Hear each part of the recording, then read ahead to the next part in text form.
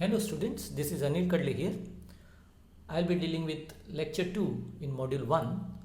In this session, I will be dealing with elements of modern computers, evolution of computers and Flynn's classification. Let us go through the slides. First, elements of modern computers. If you see this diagram, you will see two parts here. One is round shaped right hand side, which is nothing but a computer architecture. Left hand side square, whatever is denoted there, that is physical world problem. Actually, a computing problem which is there, no, it will be defined outside or in a physical world, and then the computing problem whatever is there, that need to be solved by some algorithm and some data structures are required. Third important thing which is there, with what algorithm you will be solving this, and what hardware resources are available, and what operating system is there with the architecture, and what compiler support or system software support is there with the architecture. These all become very important. First, let us see the computing problem. The computing problem, obviously I have told this in my first lecture. There are major three computing problems. First is numerical computing problem, where lot of complex mathematical formulations, integer and floating point computations are required. I just had given you an example of Mission Mangal kind of problem, where you need to accurately place a space station in an orbit, such kind of problems where a long calculation is involved. That is the first kind of problem which is faced by our physical world. Second one is transactional processing, where transactional processing means you need to have, say, a bank transaction or data transaction. This involves networking and data. Transaction processing problem involves networking and data. Third is logical reasoning, where artificial intelligence kind of problem one has to solve, where logic inferences has to be done. These are the three kind of computing problems which a physical world will face, or these are the three kind of problems. Now, what are algorithms and data structure?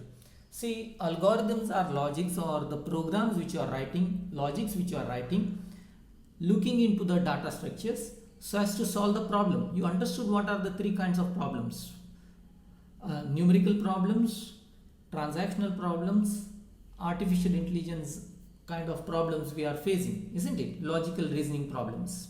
Now, algorithms and data structures, whatever are there, no? These algorithms try to take up the data and solve the problems, okay? And generally algorithms which we are writing, they are for sequential machines or for sequential operations. One by one instructions are given so as to solve the problem. Generally algorithms are not there so as to solve parallel problems or parallel computing problems.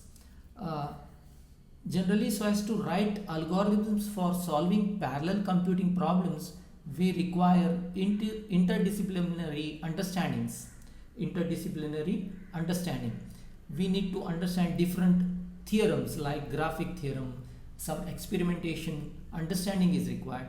Hence, so as to write algorithms for parallel computing, we need lot of expertise. Till now, generally we know algorithms for sequential machines. Okay, hardware resources. Hardware resources, whatever is there, no, that architecture of a computer system mainly depends on hardware resources. What are these hardware resources? Generally, the hardware resources, whatever are there, no, mainly we are having processors, memory architecture. These are mainly considered as hardware resources, but these are not the only hardware resources what we are having. The hardware resources whatever are there, no, there are interfacing hardware resources also. What are these interfacing hardware resources?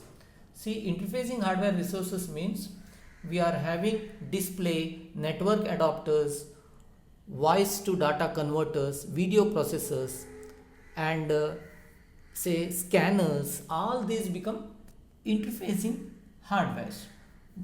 You see, so as to give the data to the architecture or computer, we need all these interfaces. Once these interfaces comes into picture, the driving software comes into picture, or operating softwares or interfacing softwares comes into picture. Hence this become larger. Hence hardware resources, whatever they are there, they are not only the processors and memory, along with that interfacing software, interfacing hardware also comes into picture. Hence completely this becomes the architecture of your computer system. Problem is present, problem is a physical world problem, but so as to interface that problem to the computer architecture, we need hardware resources like these interfaces. The next part is operating system. See, operating system is nothing but the one which manages resources. Try to understand, operating system is one which manages hardware resources. Generally it does allocation and deallocation of resources during user program execution. When a user executes a program, say sequentially itself, you take how a memory has to be fetched with the data or instructions. When an instruction is executed, what it has to do, all this is done by the operating system. Some operating systems which are there, no, they are multi-processors and multi-computer competitive, Unix and OSF1, etc. They can do virtual memory management. They can have file subsystems, network communication services built in. Hence, each operating system will be different for a different architecture. They depends on the architecture or manufacturer, how he has designed an architecture. Accordingly, the operating system also will change. But an operating system plays a very significant role in mapping hardware resources to the algorithm and data structure. Try to understand, algorithm and data structure, whatever is there, no, that is a physical world, outside world thing. It has to be mapped to the computer architecture. Mainly that is done by operating system. If you can see the first diagram here, the hardware architecture, whatever is there, no, on top of that the operating system sits here. Okay, on top of that the application software comes. Application software deals with the outside user interface or physical world. So as to bind that with the hardware architecture, we need operating system. Yeah. Next is system software support. Okay, whatever language we deal with or we write programs are high level languages like C, Java, Python, etc. But the operating system, or when you go to the architecture level, it can understand machine level languages. Hence we need system software support for this. What exactly system software support? See, it is having compilers, assemblers and loaders. These are the traditional tools of system softwares. What they finally do is they try to convert this high level language into machine level language or object codes, what we call, so that the machine can understand or hardware architecture can understand. That's what is the job of system softwares like compilers and assemblers. But what has happened till now, or initially, the system software development, whatever has taken place, that is done keeping in mind only the sequential data, not the parallel processing concept was not there. Whatever development has taken place, it was purely on sequential data or sequential instructions. Hence one need to develop system software so as to deal with parallel processing. Okay, parallel processing or parallel computing requires compiler support. Okay, compiler support, there are three type of compilers possible or upgradation is possible so that it can deal with parallel processing. First is pre-processor architecture, pre-compiler architecture, and parallelizing compilers. These are the three possibilities regarding system software support for parallel computing. Okay. What we have to do is we need to deal with parallel computing. For parallel computing, it is not an easy job because already whatever compilers are developed, they are on with the sequential compiling. Okay.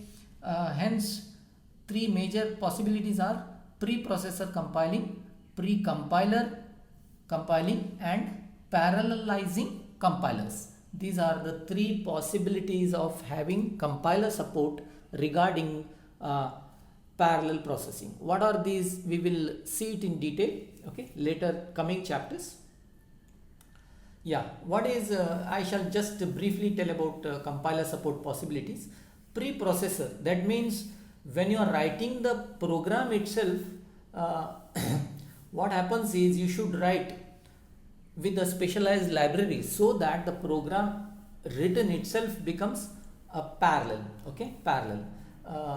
Hence, this is the pre-processor. Before it reaches the processor, assume that the processor is one single processor itself, but the program which is written, no, that user himself has to divide it into in a parallel manner. It is generally used in hardware languages. Generally, next is pre-compiler based. Okay, pre-compiler based. It is having some limitations in compiling. Okay, it makes use of two things. One is programming level also parallelizing is done. Compiler level also parallelizing is done. This is a pre-compiler concept, so as to have the parallelizing. The third is parallel processing or parallelizing compilers. See, you will be writing the program in a sequential manner only. You are not doing any paralleling at the programming level. You are writing the program in a sequential manner only. The compiler will act in such a manner that it will divide that program so that it can compile parallelly. Hence, compiler level parallelizing is done. Okay. These are the three possible compiler support so as to do parallel computing. Next, we shall see evolution of computer architecture. Till now, we have seen what exactly is a physical world problem, what are the different requirement of computers that is existing.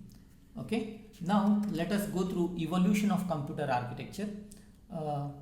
Actually, you have come across a sequential machine to a parallel computing. In my introductory class, I have shown you with some graphical or some pictures. I have shown you that how von Neumann machine or IBM machine started, and later how supercomputers are evolved. In my initial lecture, I have shown you.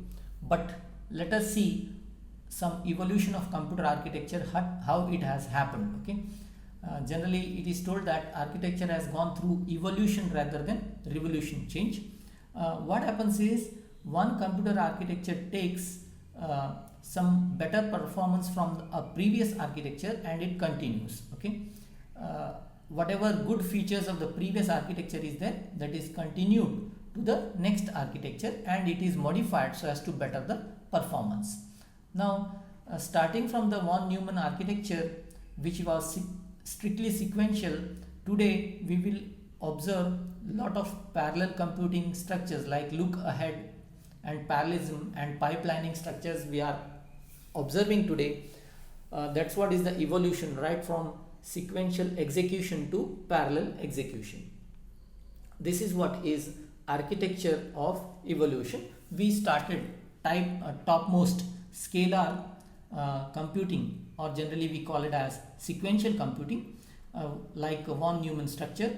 Later, look ahead architecture started. Look ahead architecture in the sense whenever you are supposed to execute an instruction, for example, you are adding two data, suppose add A and B. When you are saying add, obviously the data is tried to brought ahead. Okay, this is called as look ahead architecture, and here instructions and instruction overlapping can be done, data overlapping can be done. Okay, that's what is look ahead. Instruction level overlapping or instruction level look ahead or data level over look ahead can be possible. Next is look ahead architecture. There can be functional parallelism. Functional parallelism. See, functional parallelism means, suppose you are doing a discrete signal processing. Okay, discrete signal processing. Here in that structure, what happens is multiply, accumulate and add operation is done. Okay, what you are doing is you are trying to multiply two data and at the same time you may be adding the data. Hence you are functionally operating two operations in parallel. That's what is functional parallelism. It can be functional, multiple function units can be parallel, or it can be pipeline. Pipeline means one function is waiting, another function is executed, like that. Pipelining is also possible. There again, implicit vector and explicit vector pipelining is possible. Explicit vector, there can be memory to memory and register to register parallelism is possible. Then register to register, we are having single instruction multiple data or multiple instruction multiple data possibilities are there. Hence all these single instruction multiple data, multiple instruction multiple data architecture, whatever is there, no, they all depends upon the data and processors. Okay, here at the bottom line, whatever is there, no, associative processor, processor array, multi computers, multi processors, all these comes under parallel computing. Our architecture has evolved from sequential scalar unit to multi-computer, multi-processor, multi-instruction, multiple data, parallel processing down the line. That's what is the architecture evolution. In between you have seen functional parallelism, pipelining, vector operations, etc. Okay, that's what is the architectural evolution of computers. Obviously you will see in details for all this. Next is regarding Flynn's classifications. Okay, Robert Flynn, who classified the computer architecture into 4 types. They were single instruction single data streams. Okay, these are sequential machines, single instruction multiple data streams, or these are vector computers, what we call. And next is multiple instruction multiple data, or these are the parallel computing streams. Okay, multiple instruction and single data.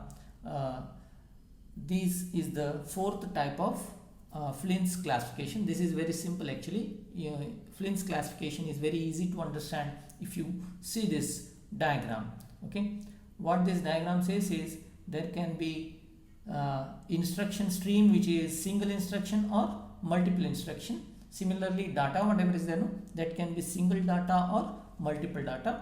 Depending upon that, we can classify it as single instruction single data, that is uniprocessors. Single instruction multiple data, we call it as vector processing. Okay, this is actually a parallel processing type only. Next is multiple data, multiple instruction single data, that is we observe it as pipeline computers. The last one is multi computers and multiple data and multiple instruction and multiple data, that is the 4th type. Actually here we will observe parallel computing in a full-fledged manner. Okay, these are the 4 classification of Flynn's. Let us see single instruction single data.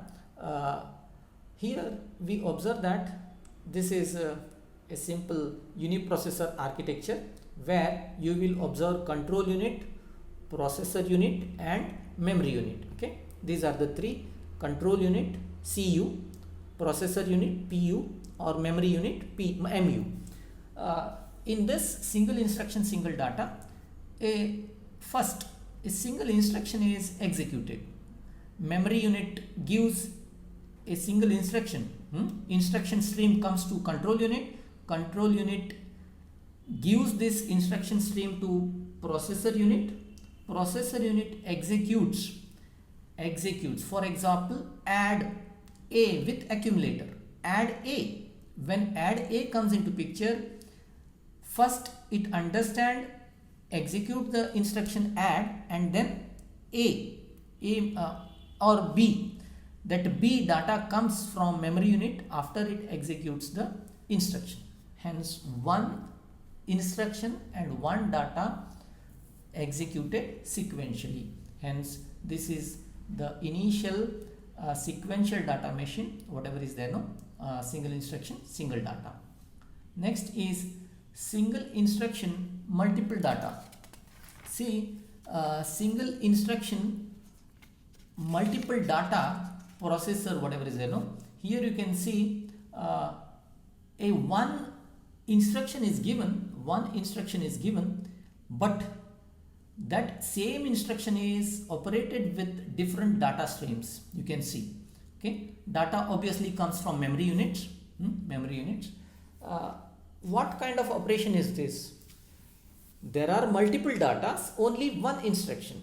For example, there may be a video signal, you want to compress that. Try to understand this, where single instruction multiple data computers comes into picture. You may be asking a single video to compress. What happens is, this data whatever is there, that is divided. You are operating on all these video data at one time with only one instruction. What is the instruction? Compressing that. Okay, compressing that. But the data completely here is one data that may be divided into different pixels or different areas, but only one instruction. What is that instruction? Compress. Hence, these kind of operations where graphics is involved, there single instruction multiple data processors or computers are used. Then multiple instruction multiple data. See, multiple instruction multiple data, these are actually the parallel computing, where we are having different control units along with processor unit. Different processor units are also present, control units are also present for each of the processors. Now the data comes parallelly to all the processors through control unit, and at the same time data also comes into picture to the processors parallelly. Hence, this is actually a parallel computing problem, or parallel computation is done in multiple instruction multiple data. Multiple instruction single data. Okay, multiple instruction single data. What exactly is this problem? Let us understand what is this kind of problem. What is happening here? Instructions are coming in multiple way, but the data is one, only same data. See, what kind of problem? You can use this in cryptography or filtering. What is the job here? Data is only one. You want to decode a cryptic signal. But different algorithms are available. What you can do? Multiple instructions means what? Multiple algorithms so as to solve a cryptographic problem, decoding problem. But the data is same data, decoding data. Hence, what happens is, in multiple instruction single data, different processing units are there, but these different processing units which are operating with different algorithms are given with the same data. The data is operated with this multiple processing unit, and the output is given at the same time. Okay, hence this is a parallel processing example. We have understood 4 different kind of Flynn's classification: single instruction, single data, and then single instruction, multiple data, single instruction, multiple data. First is our sequential machines. Second is parallel processing only, but here it is mainly single instruction, multiple data, operates in graphics like video and other things. I gave an example of video compression, isn't it? Only one instruction is there that operates on different data. Now multiple instruction, multiple data, this is truly a parallel computing way. Multiple instruction, single data, different algorithms are operated parallelly on single data, like cryptography or filtering problems. This is used. Let us see the next concept is development layer. See, generally hardware configuration, whatever is there, no, that is different for different say manufacturers. Okay, accordingly the operating system also will change. Accordingly the memory also will change. Hence what happens is all the structure will depends upon what kind of architecture is there, hardware is present. On top of that, operating system will change. On top of that, whatever compiler you are using, that also will change. But what is the job of an application developer? He is not bothered about what kind of architecture or what kind of memory is there. He want to develop a program so that it can address the physical world problem. Hence, whatever program he developed, it must be so that architecture independent or OS independent. Okay, that's what it should travel from one system to another system freely. It should operate on all kind of systems. That's what is the requirement of a developer. Okay, that's what is needed. We should see to that. Development layer means whatever the program you have developed, it should operate in different kind of operating systems or architectures. Next, system attributes and performance. You have seen that in our original or first diagram, there is one part I will show you. Yeah, it is performance evaluation. See, we have seen that there is computer architecture and there is physical problem. Okay, each computer architecture is not fitting for a particular physical world problem. Whatever physical world problem is there, no, accordingly you have to choose the structure or architecture of the computer. But for a computer which is used, how is its performance? We evaluate with performance evaluation. Okay, performance evaluation. That's what is our next topic. Next topic is performance evaluation. See, performance depends upon what kind of hardware technology is there, what kind of architectural features are there, how efficiently the hardware resources are managed, what kind of algorithms are designed, what kind of data structures are present, and what kind of hardware language you are using, high level language you are using. Programmer skills are also very important. Okay, compiler technology, all this will depend, all these will decide the performances. Okay, hence performance depends upon a lot of things, right from hardware architecture to the algorithms and the interdependency or compilers. All this will decide the system performances. Okay, we shall see in detail the performance evaluation of computers in the next class. If you are having any doubts regarding this session, you can just put it on our group so that I can address it. Okay, thank you.